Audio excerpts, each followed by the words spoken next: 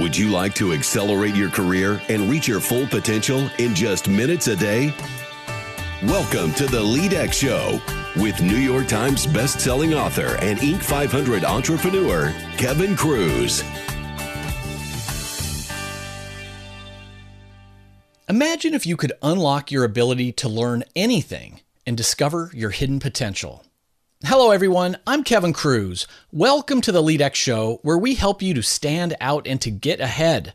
Before we get started, I hope you'll remember to tell your friends on Facebook and at work all about the LEADx Show, because we want to help more people. We want to build the LEADx family. And check out our upcoming free live webinars on leadx.org. In the last few weeks, we've had Wendy Sachs teach us how to get massive confidence. HBR editor Daniel McGinn taught how to get psyched up for life's big events. And Dan Negroni taught us how to lead millennials, all free over at leadx.org. Today is an amazing show. You're going to hear from the professor of the world's most popular course. She's taught over 2 million people so far, and we discuss how she made a mind shift and went from thinking she was bad at math to becoming an engineer. We're going to talk about how she filmed her massively popular course in her basement for a few $1,000s. And it's way more popular than these multi-million-dollar courses that have been created by several different Ivy League universities. And she offers her best career advice for people who are just starting out. But first, today's 1-minute tip is the game within the game. Now, early on, when my company went out to do a big sales pitch, my focus would be on winning the deal, winning the pitch. And thankfully, we won more than we lost. That's the secret to success in business. But later, a mentor explained that I was wasting the game. He said the best athletes are always playing games within the game. A basketball player who has been a little weak on defense will certainly watch the scoreboard, but she'll also track how many times she beats her opponents back to the other end of the court. In football, a running back who fumbled in the last game will certainly care about the score of the game, but might now focus on keeping 2 hands on the ball. And veterans in any sport, at least the good ones, they care about the score, but they use every game to give advice to the rookies. They want their rookies to get a little better game by game. So soon, every sales call that I had, every big project, I would start to ask, how can I use this to become better myself? How can I use this opportunity to make the team better? So maybe you're a software engineer working on a big project. You certainly have to hit the delivery date. But can you also use the project to try out a new coding language, or maybe try a new bug tracking software? Maybe if you're going out on a big sales call, you're a sales professional, maybe it's an opportunity to bring along a younger sales rep just for the developmental opportunity. With every project, every sales call, ask, how can I use this experience to learn something new, to experiment, or to improve the team? What's the game within the game? Now, our guest today once worked as a waitress, an army officer, a Russian translator, and today she is a professor of engineering at Oakland University in Rochester, Michigan. She co-teaches the world's most popular course called Learning How to Learn, which is a massive open online course. They call those MOOCs, and it's hosted on Coursera. She's a New York Times bestselling author of several books, and her newest is called Mindshift: Break Through Obstacles to Learning and Discover Your Hidden Potential. Our guest is Dr. Barbara Oakley. Barbara, welcome to the show. Well, it's a pleasure to be here, Kevin. Now, I always ask our guests on the LEADx Show the same first question. It's kind of a tradition for us. So I'm hoping you'll tell us a story about a time when you failed at something, maybe early in your career, but what did you learn from it also? Oh, I've had so many spectacular failures. It's kind of like, oh, which one do I choose? But I think maybe one of the best ones is that I was made to be a Signal Corps officer. So I was commissioned as a Signal Corps officer in the U.S. Army. And here's the funny thing is I had absolutely no background in communication systems. And we're talking about electronic communication systems like switchboards, radio systems and so forth.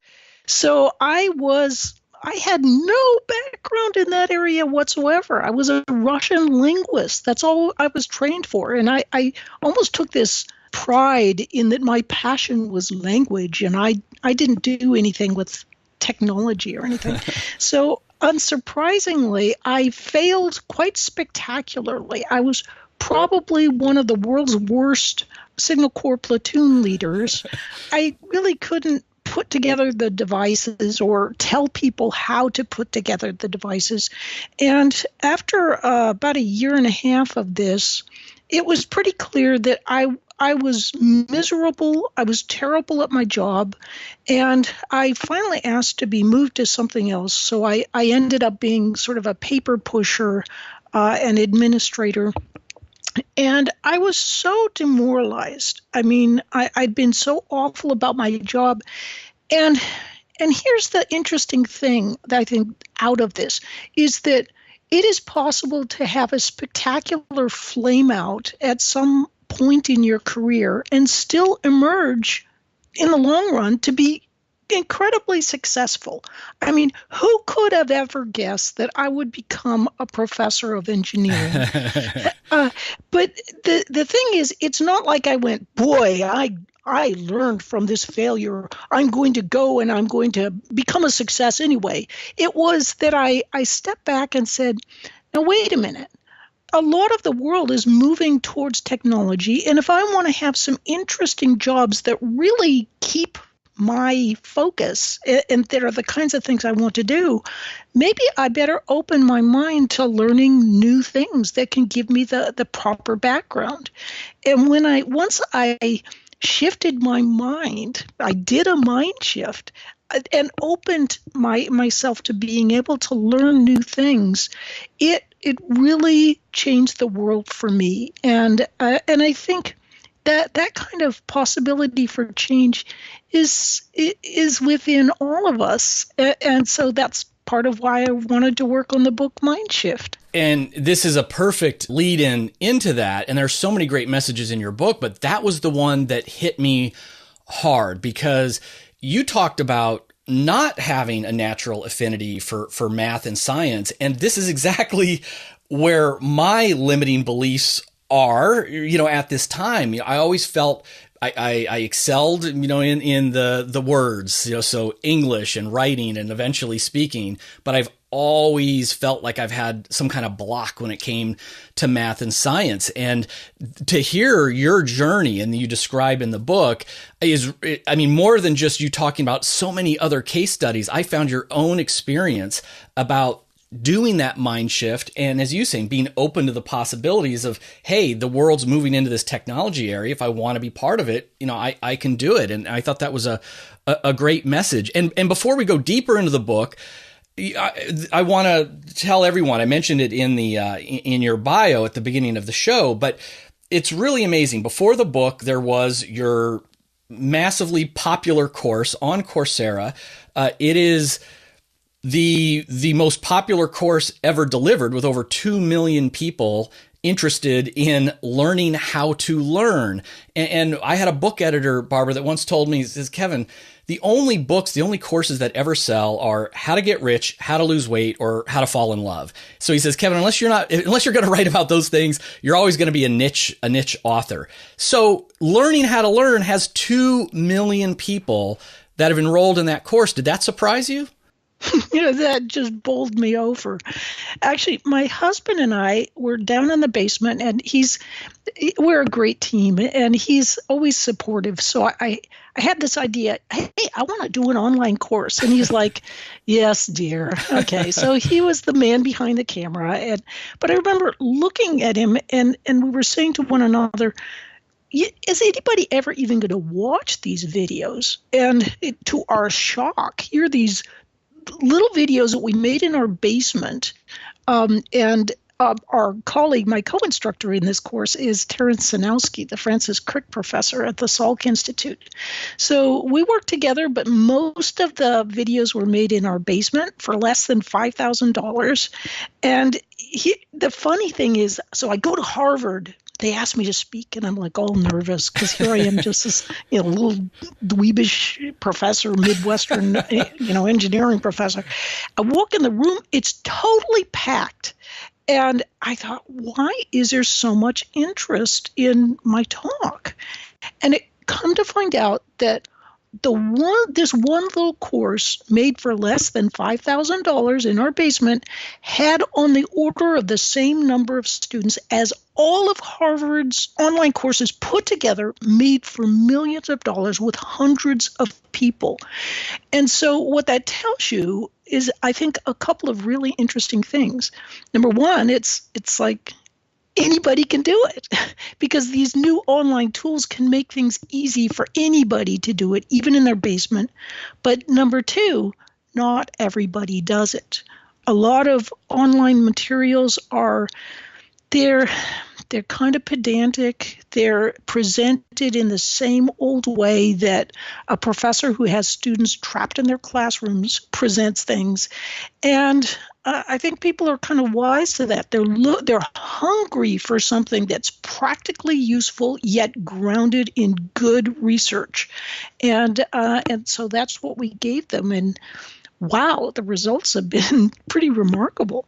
So yeah, I'm taking notes like crazy here on my side. And so Barbara, you touched on, I was going to ask about the video production. And it's funny that you just, talked about, like, you created it for about $5,000. And I'll share with you that here at LEADx, we're working on some video-based leadership development courses, and I'm spending $6,000 a day for professional studio.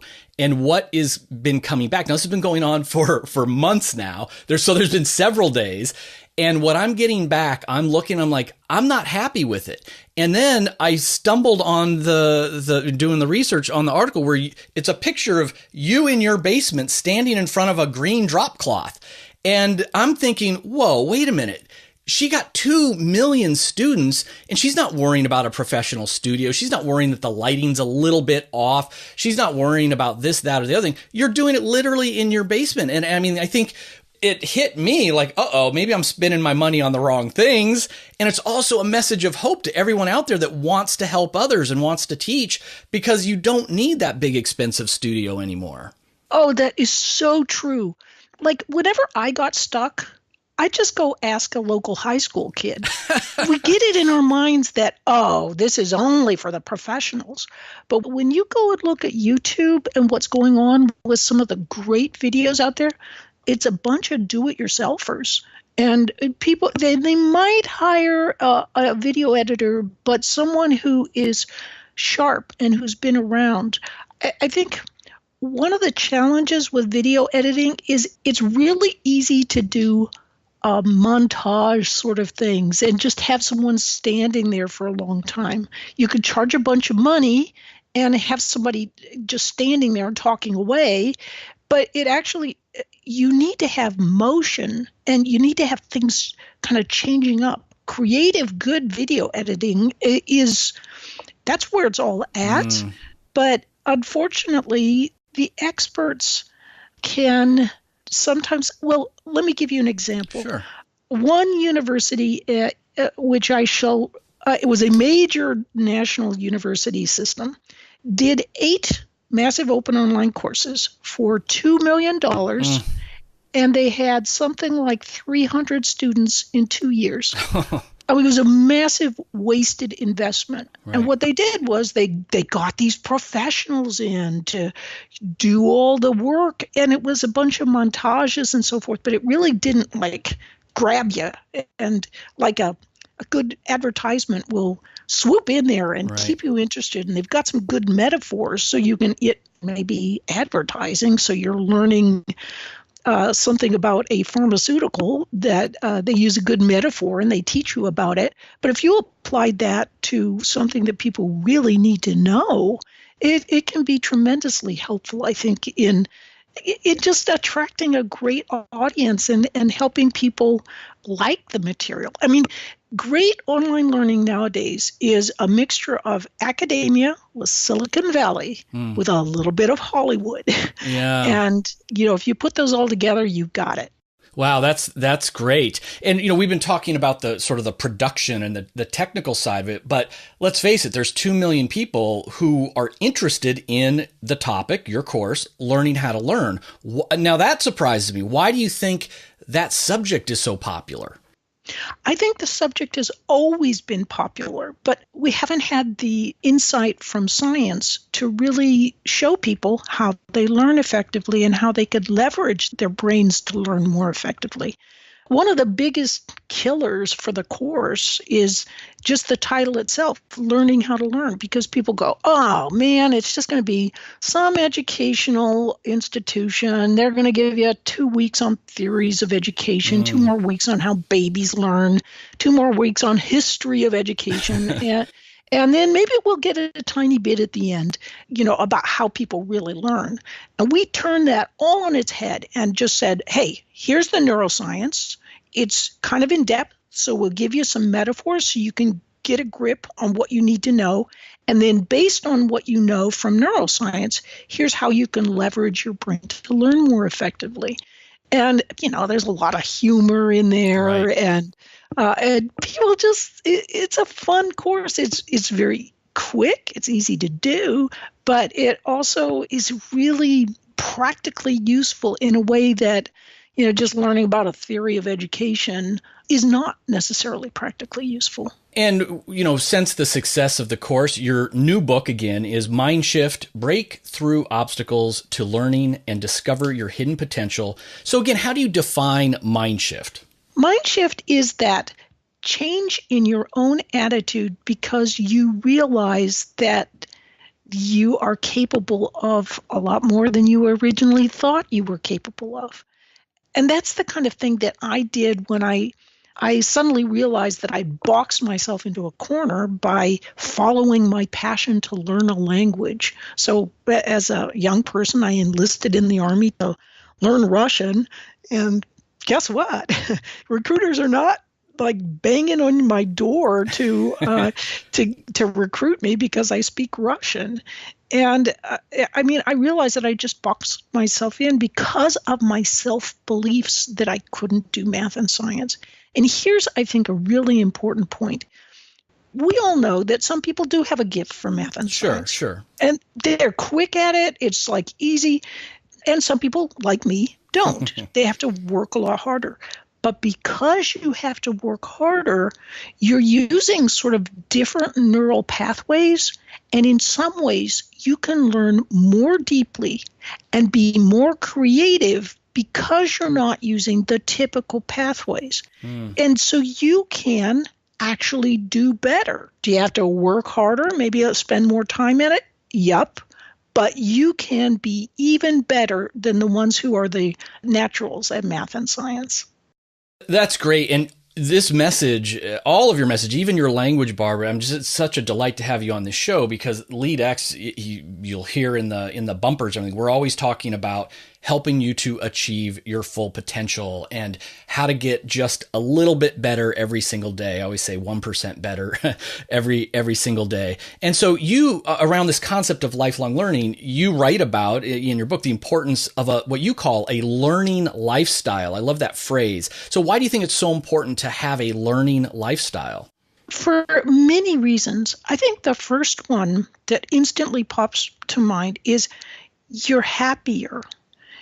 If you just go through the day and you're just doing what you have to do at work and you're, doing the things that you have to do to keep your family happy and as far as going to the grocery store and doing all these kinds of things, it's all kind of, a lot of what you do is sort of repetitious and kind of drudgery.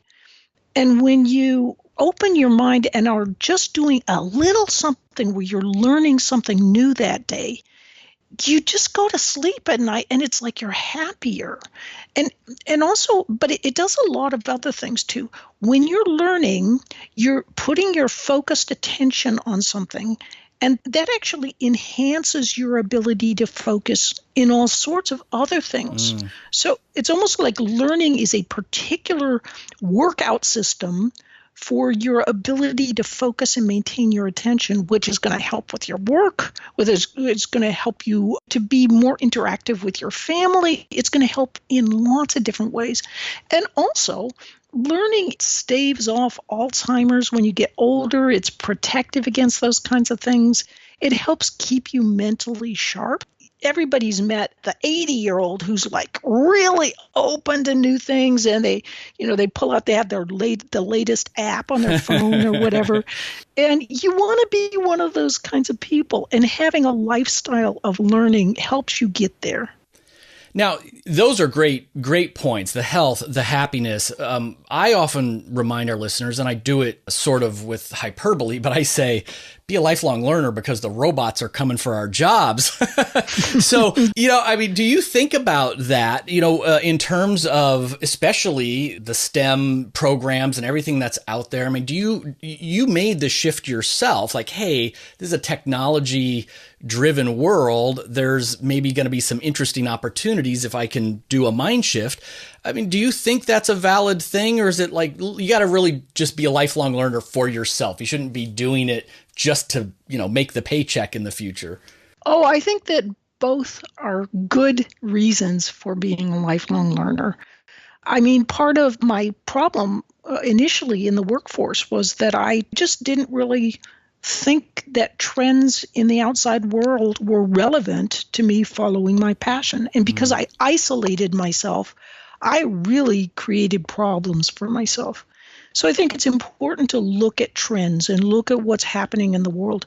I love Gary Kasparov in his most recent book, and he was the world champion at chess, right. And he was beaten by Big Blue, the chess program. But he talks about that worrying about artificial intelligence taking over our jobs is kind of like worrying that penicillin is going to take away jobs from gravediggers. There's going to be jobs disappearing, and you want to be cognizant of that. But there's going to be these great jobs opening. I mean, for example, just in online learning, there's terrific new opportunities available for people who can edit videos really well and do it in a cost-effective way. There's just so many new opportunities that are opening, and we have to keep ourselves attuned to that. Barbara, did you see this happened just recently that for the first time, an artificially intelligent computer just beat the world's top Go champion, the game of Go? Oh, yes. Yeah. Go is like chess times, Right. There's checkers, there's chess, and then there's Go. And that was the ultimate thing. And in the interview, I forget his name. He answered and he said that losing to the computer literally changed his view of life. He said he never thought it was going to happen. It's true, but at the same time, nobody really loses interest in Go or chess because a computer beat them. Right. And in fact, what's happening is play in those games is beginning to improve because we're learning great new strategies from computers. And it's turning into this really interesting, we're actually doing better as a result of watching computers and how computers play these kinds of games. I think certainly artificial intelligence is going to have dramatic good things in store for students as far as education goes.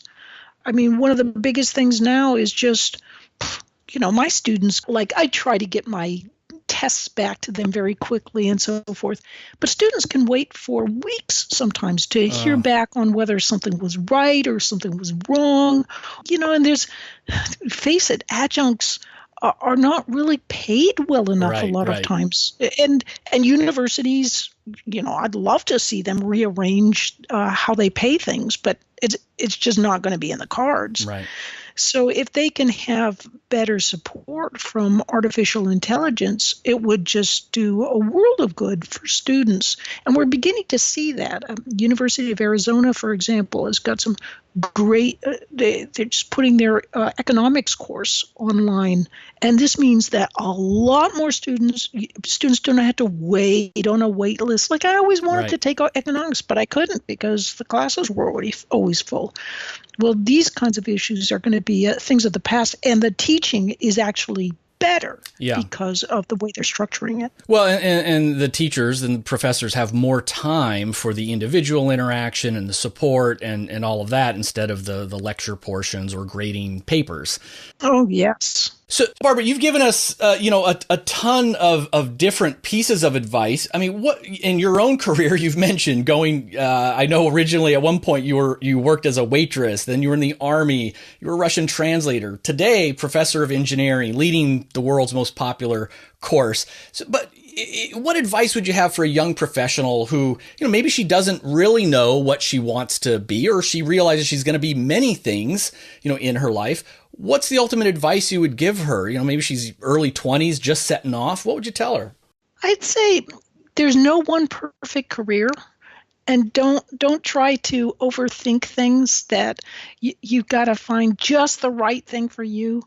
Just kind of figure out something that looks like it's going to be a fit for you and aim that way.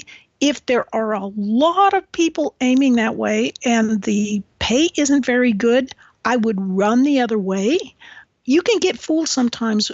Very well-meaning professors, for example. I heard a terrific professor of psychology say, parents will come up to me and say, my son should go into engineering and not psychology because engineering is going to give him more options. And he says, oh, no, psychology is more general. I mean, in engineering, you're going to be in a cubicle. And it's like, no, engineering gives you a lot of options. And it's not just some cubicle thing because it gives you a structure for how to think about what you're doing. And, everybody doesn't need to become an engineer, but whatever you're interested in, like I love psychology, but back it up with something where there is a demand for that. Like, don't fool yourself with the idea that, they need psychologists. Well, yeah, they need psychologists who have PhDs. It's extremely hard to get into that position or into a doctoral program. And even once you're into it, the pay isn't very good. You can go and look at the Bureau of Labor Statistics, and they'll quote you these big hourly wages, but that's for consulting. And you may be lucky if you can get one or two consulting gigs in a year. So just don't be fooled by people who are trying to build their own field by drawing you into it. You want to be building your career. So have something you like and you're passionate about, but boy, make sure that you've got something that interfaces well with the real world so that you've got a career options when you need them. I've got 2 college-age daughters, so I want to make sure they listen to that clip at the very least. Barbara, how can our listeners find out more about you, your work, and of course your new book, Mindshift? Well, if they just go to barbaraoakley.com, they'll see a lot of links to my books, to the courses.